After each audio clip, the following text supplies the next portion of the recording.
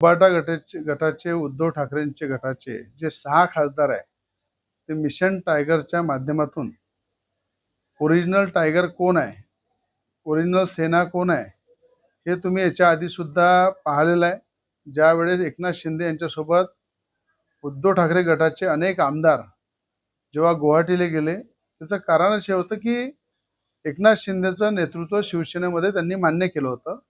त्याचप्रमाणे mission tiger याच्यामध्ये 6 उबाटा गटाचे जे खासदार आहे ते सुद्धा आता दिल्लीला पोहोचलेले आहे। ते स्वतंत्र गट त्या ठिकाणी निर्माण करत आहे।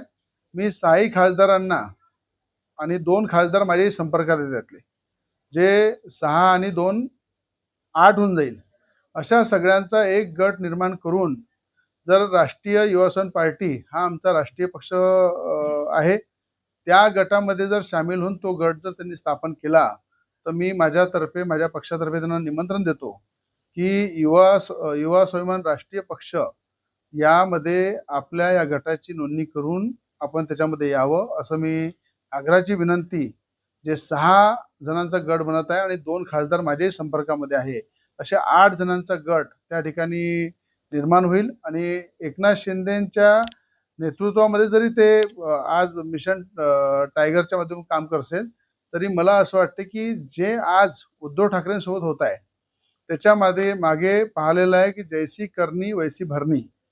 ज्या वेळेस नवनीत राणा खासदार असताना त्यांना हनुमान चालीसाचा विरोध करून मुख्यमंत्री उद्धव ठाकरे असताना त्या मुख्यमंत्रीचा पॉवरचा दुरुपयोग करून त्यांनी 14 दिवस जेलमध्ये टाकलं।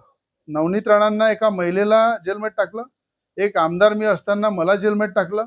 आणि आपल्याला माहित आहे की ज्या ठिकाणी हनुमान चालीसाचा विरोध उद्धव ठाकरेंनी केला त्यावेळेस 54 आमदार त्यांचे त्या ठिकाणून पार्टी सोडून दिली, सरकार गेली, मुख्यमंत्री पद गेलं आणि आता खासदार सुद्धा ज्या ताकदीनं बाहेर पडत आहे।